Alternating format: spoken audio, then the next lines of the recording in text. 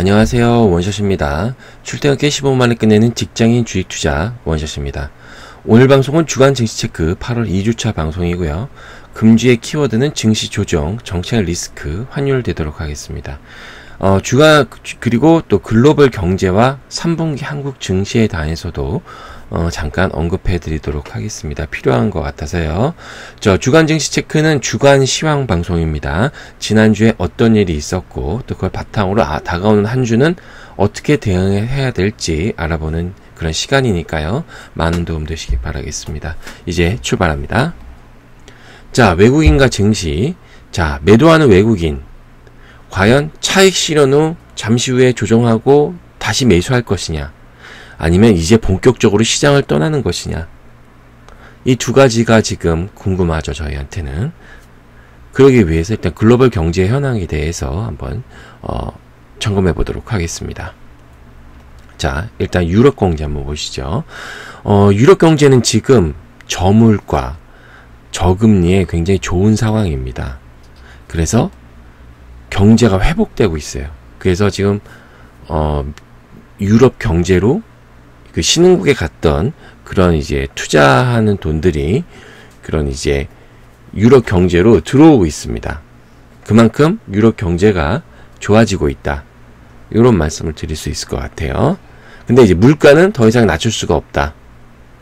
왜냐면 이미 마이너스 금리이기 때문에.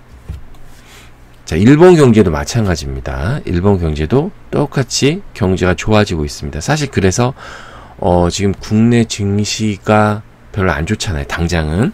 그렇기 때문에 그에 대안을 뭐 해야 되냐. 그래서 지금 해외 증시, 특히 이제 유럽 증시, 일본 증시에 투자하면 좋다라는 펀드식으로 해갖고요.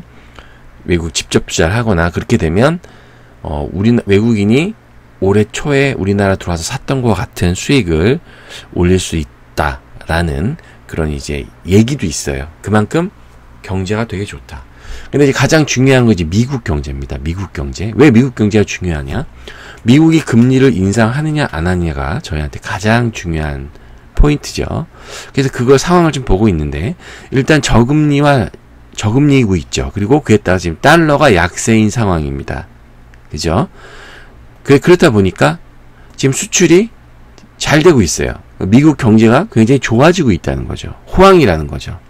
근데 대부분 이렇게 수출이 좋아지면 돈이 많이 돌고, 수출 많이 하니까 수출 대금이 많이 들어오죠. 우리나라처럼. 그렇게 되면 물가가 오르는 게 정상이에요.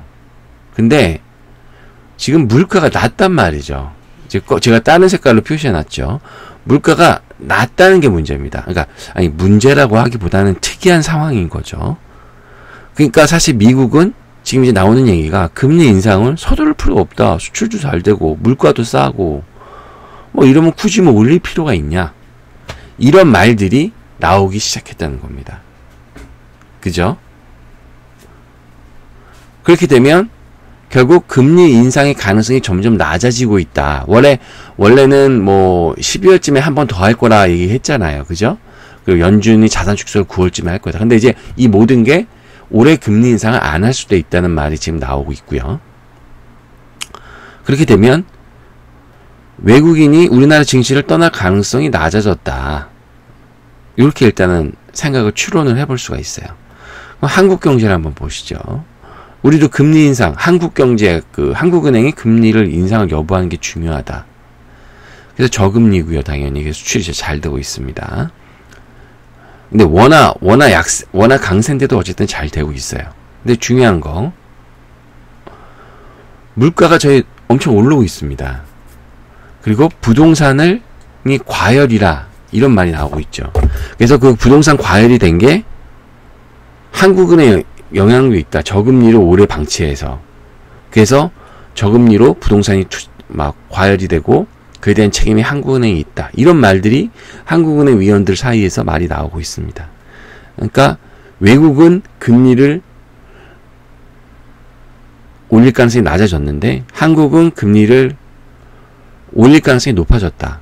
원래 기본 베이스는 외국이 올리기 전까지 우리는 안 올린다는 거예요. 근데 한국은행이 올해 올릴 가능성이 더 높아졌다라는 말이 나오고 있는 상황입니다. 물론 안 오를 확률이 많지만 예전보다 훨씬 높아졌다. 이런 게 이제 하나의 변수가 될 수 있겠죠. 그래서 보시면 근데 이제 외국인은 1월부터 지금까지 약 25% 수익을 내고 있다고 합니다. 환차익으로 원래 올해 초에 한 1,200원 했는데 지금 1,100원이었으니까 환차익이 한 7%. 또 이제 외국인은 이제 우리나라 들어온 증시 자금이 이제 미국계 자금이 많은데 이제 패시브 자금이 많은 거예요. 패시브 자금이 뭐냐? 지수를 추종하는 거. 그런 자금을 하는 겁니다. 그게 뭔 얘기냐? 그러니까 지수를 구성하는 대형주 위주로 사는 거죠. 삼성전자, 하이닉스. 그러다 보니까 외국이 산 게 대부분 대형주뿐이 못 갔던 거죠.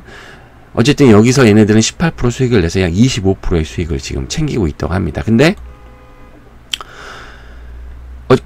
근데 지금 어쨌든 여러 가지 우리 한국 내부적인 거, 뭐 세제 개편이나 북핵 이런 게 있다 보니까 미국 증시가 드디어 이제 안 되다 보니까 한 분기 증시는 드디어 조정이다. 그래서 특히 IT 업종의 조정이 시작이 됐다라고 말씀드릴 수 있을 것 같아요. 그래서 3분기는 일단 조정이다. 이런 말씀을 드릴게요. 그리고 3분기에는 IT 대안 업종으로 일단 그래서 소재, 낙폭과대 업종은 관심을 가질 필요가 있다. 그래서 요새 가는 업종이 뭐예요? 소재 업종은 뭐 철강화학은 제가 정유에 화학이 들어가죠. 뭐 그거 당연히 말씀드렸었고 이제 낙폭과대 업종, 운송, 유통업종 뭐예요? 홈쇼핑, 운송, 현대차 이런 게 오히려 올라가고 있죠. 워낙 실적이 안 좋지만 낙폭 과다에 따른 거. 그 다음에 뭐 CJ 대한통운은 물류도 가고 있죠, 여러분. 이런 거에 관심을 가져야 된다. 많이 떨어지거나 실적이 3분기에 개선될 수 있는 철강, 화학인 정유가 들어간다고 말씀드렸죠. 요거에 관심을 갖고 있는 게 지금 우리의 포인트다. 이런 말씀, 아주 중요한 얘기 말씀드릴게요. 자, 그럼 이제 코스피, 코스닥 시황을 한번 보시도록 하시죠. 자, 8월 코스피 2350에서 2450으로 말씀드렸고, 소재, 화학, 철강 관심 가져야 된다. 지난주에 말씀드렸고, 저 위에 오른쪽 도지형 캔들의 조정이 시작됐다라고 말씀을 드렸죠. 네, 이건 뭐 동일한 거고. 그래서 이제 지난 한 주간의 증시를 봤을 때, 자, 지난 한 주간에는 소재 역시 화학, 철강이 갔었고요. 그리고 이제 IT 금융, 기존의 주도주가 꺾였다. 그러니까 기존의 주도주가 꺾인 건 조정의 시작이다. 그래서 방금 말씀드린 것처럼 25% 수익이 난 상황에서 뭐 정책 리스크가 발생을 했죠. 세제 개편, 부동산 정책, 북핵 뭐 이런 거 인해서 그래 지금쯤에 한 번쯤 차익을 실현하자. 그래서 이렇게 해서 이제 장세가 이제 된 거죠. 그래서 사실 지난주부터 추세 전환이 이렇게 음봉이 막 나오면서 캔들에서 제가 고점에서의 장대 음봉은 뭐라고 말씀드렸죠? 캔들 차트 강의에서 추세의 전환을 의미한다라고 말씀드렸죠. 그리고 이제 이번 주까지 치면 이제 거의 뭐 장세는 추세가 전환됐다. 그리고 8월 코스닥 말씀드렸죠. 630에서 700. 그래서 제이노믹스 관련 걸 해야 된다라고 말씀드렸는데 아직 요건 아니고, 그래서 차트를 보시면 뭐 2차 전지랑 전자결제주, 카카오뱅크 돌풍이 있었죠 이번 주에. 그래서 이게 좀 움직였는데 괜히 국소적이다. 그거는 괜히 국지적이다. 이렇게 말씀드릴 거예요. 그래서 어쨌든 외국인과 기관의 양매도, 그러니까 IT, 바이오 이 두 개가 코스닥 지수의 약 75%를 차지해요. 그래서 근데 이것까지 매도를 하다 보니까 이미 5월 수준까지 내려왔다. 그래서 특별한 상승 모멘텀이 없이 지수는 계속 밀리고 있다. 요 노란색 박스권 이게 보면 나중에 캔들을 저랑 공부하시면서 아시겠지만 이 캔들을 다 묶으면 아주 기다란 장대 음봉이 됩니다. 이제 음봉 캔들이 한 6개 있고, 양봉 캔들이 3개가 있는데, 요 노란 박스 안에, 요걸 하나로 그냥 썸해버리면, 묶어버리면, 긴 장대 음봉이 나오죠. 그러니까 이거 하락 추세다, 증시는 지금. 그래서, 하시면 될 것 같아요. 그래서 이제, 완연한 하락 추세다.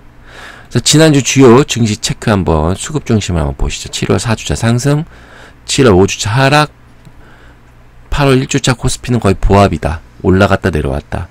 근데 이제 특이한 게 외국인 매도세를 이제 기관이 지금 매수세로 대응하고 있는 거예요. 예? 기관이 물량을 받고 있다는 거죠. 그래서 북핵 리스크와 정책 리스크가 발생을 했죠. 세제랑 부동산, 양도세 차익 과세한다. 뭐 이런 거. 그러다 보니까 이제 수급 현황을 보시면 외국인이 지속적으로 팔았다. 하루 빼고. 그리고 기관이 샀다. 이런 거 처음 보시죠. 저랑 같이 공부하셨던 분들은. 그러니까 약세장이라는 거예요, 여러분. 코스피는 기관이 올리긴 어려워요. 외국인이 올려야 가는 장세고 코스피는 아쉽지만, 근데 어쨌든 사주니까 본전은 하고 있다. 시작이 2402에서 2359로 했으니까 뭐 약보합이라 보시면 되겠죠. 그래서 적극적인 매수보다는 외국인이 사기 전까지 관망이 필요한 시점입니다. 굳이 매매를 하시려면 주식 비중을 좀 낮추시고 박스권 매매를 하셔야 된다.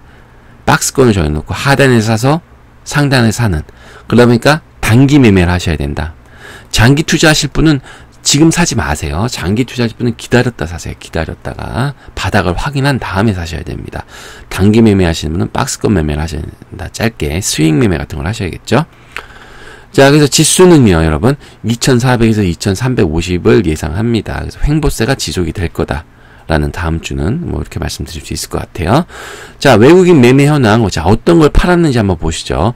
삼성전자, SK하이닉스, 삼성전자, 우선주, LG디스플레이, LG전자, 결국 우리나라 증시를 팔았다 이렇게 보시면 되겠죠. 그러니까 당연히 지수를 갈 수가 없는 거죠. 그리고 이제 하나 말씀드릴 게 있어요. 한국공주랑 GS리테일, 롯데쇼핑. 제가 장기 투자 관련으로 말씀을 드렸던 부분이 있는데, 사실 항공우주가 장기 투자에 어느 분이 이제 그 장기 투자에 대해서 좀 얘기해달라 말씀해 주셔서, 잠깐 말씀드리는 거예요.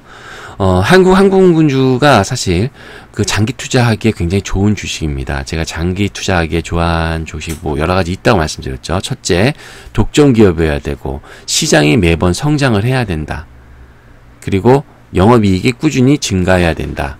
시장, 영업이익, 그 다음에 독점 기업이어야 된다. 이제 요런 거가 그 큰 조건인데, 사실 그런 게 몇 개 있어요. 뭐 한국전력이라든지, 뭐 KTNG라든지, 한국항공우주라든지, 맥쿼리 인프라라든지, 뭐 그런 주식들이 있는데, 이제 그 중에 이제 정책 리스크도 거의 없고, 한국항공우주가 굉장히 좋은 주식입니다. 근데 이게 왜 파느냐? 이게 뭐 배임이나 뭐 하여튼 여러 가지 있는 게 많았잖아요. 그렇기 때문에 지금 주가가 막 기관이고 외국인이 빠지고 있어요. 왜냐면 불확실성이 싫기 때문에. 특히 외국인은 이렇게 스크래치 난 종목을 굉장히 싫어합니다. 노이즈가 낀 종목을 굉장히 살 이유가 없죠. 근데 항공우주는 바닥을 잡으면 지금 사는 건 절대 아닌 거고, 이제 모든 리스크가 가지고 한 5, 6개월, 뭐 1개월, 1년 지난 다음에 살만한 종목이다. 항공우주는. 마침 사고 싶었는데 많이 올랐어요. 근데 이제 떨어지게 되면 이제 한국전력 같은 것도 리스크가 점점 거치고 있죠. 예전에 전기세 감소한다 이런 것 때문에 많이 떨어졌었는데, 그 다음에 또 이제 원전 이런 것도 한데, 이제 그런 게 또 시간이 지나면 이제 상처가 좀 낫고 있단 말이에요. 얘는 지금 한참 상처가 났다가 골마 터져서 지금 막 아물기 시작한 거고, 한전은 막 이제 거의 딱지가 앉을랑 말랑한 그런 상황인 거거든요. 그러니까 이제 이런 항공우주, 스크래치 난 종목은 절대 사시면 안 되지만, 이게 딱지가 붙을 정도까지 나면, 그러면 이제 그때는 한 시간이 한참 지난 다음에 사셔도 되는 좋은 종목이다. 왜냐면 뭐 경쟁자도 없고, 나라에서 뭐 우주산업 당연히 키울 거고, 그다음에 그러다 보니까 나쁜 게 없는 거죠. 그러다 보니까 이런 또 부정부패나 뭐 이런 게 또 발생했을 수 있겠죠. 견제가 없다 보니까. 근데 어쨌든 좋은 주식이라는 거 말씀드리고, 지금은 아니다. 절대 또 얘기 듣고 사시면 안 되고. 그다음에 GS 리테일 이런 종목은 이제 업황이 안 좋은 거죠. 지금 이마트도 들어오고 뭐 최저임금 뭐 이러다 보니까 안 좋은 거고, 롯데 쇼핑도 지금 다시 뭐 면세점 이런 얘기 나오고 있잖아요. 그러니까 노이즈 있는 종목은 외국인이 절대 안 산다. 이런 말씀을 드릴게요. 그래서 외국인은 이제 보시면 이제 금융 소재업종 뭐 사고 있습니다. 고려 아연이라든지 뭐 이런 거, 금융 여러 뭐 우리은행 뭐 기업은행 이런 거 사고 있고, 또 IT 유통업종인데 매도를 하고 있다. 근데 뭐 이렇게 외국인 일단 보시고, 그 다음에 이제 기관이 뭘 샀는지 한번 보죠. 우리 사는 게 중요하니까. LG와 화학이랑 포스코를 사고 있죠. 화학, 철강, 소재업종 사고 있습니다. 그 다음에 이제 운송업종을 사고 있어요. 현대차, 현대모터, 현대위아. 현대위아는 계속 가고 있습니다. 저희의 포트폴리오에 있는 종목 중에 하나죠. 이제 수익권인데. 자, 그래서 기관은 소재업종, 운송업종을 주로 매수하고 있고, IT업종, ETF 레버리지를 매도하고 있습니다. 자, 코스닥 한번 보시죠. 그냥 다 음봉이네요. 그죠? 7월 5주차 하락, 8월 1주차 하락. 그래서 외국인기 싹거리 매도세로 지수는 지속 하락 중이다. 그래서 수급 현황 보시면 외국인 기록 뭐 파니까 할 말이 없어요. 더 이상. 그죠? 그래서 세제 개편, 부동산 대책, 이제 이런 정부 정책에 영향을 받는 게 많죠. 저희 주식에는.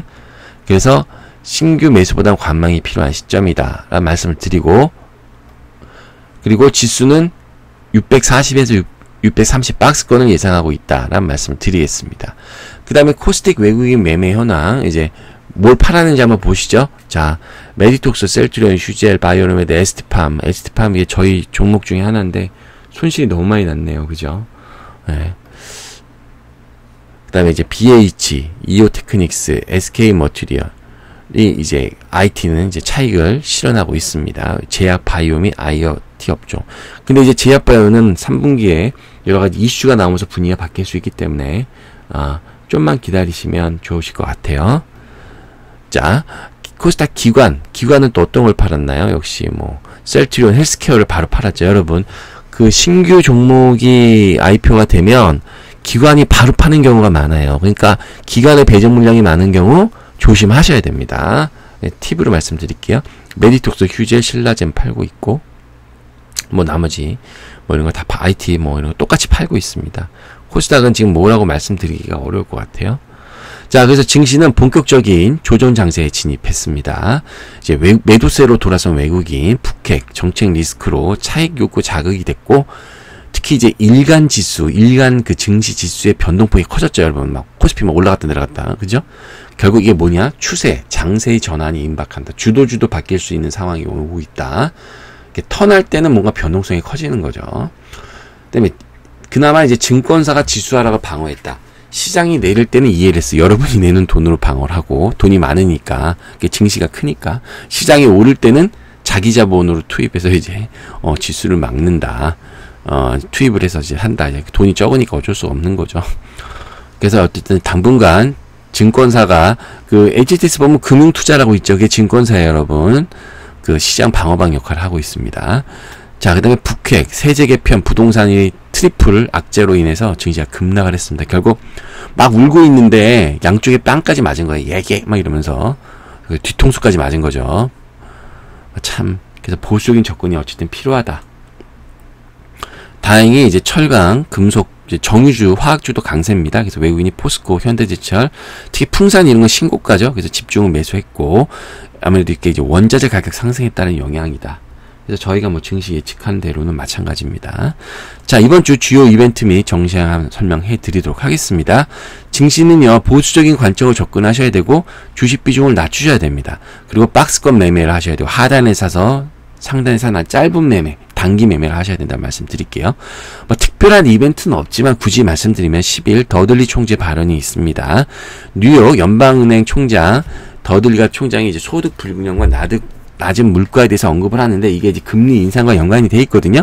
그래서 연준의 관점을 파악할 수 있다라는 말씀을 드리겠습니다. 그래서 코스닥보다는 코스피, 그 다음에 소재업종에 관심이 필요하고요. 눈치보제 장세가 지속될 확률이 높다는 거 말씀드리겠습니다.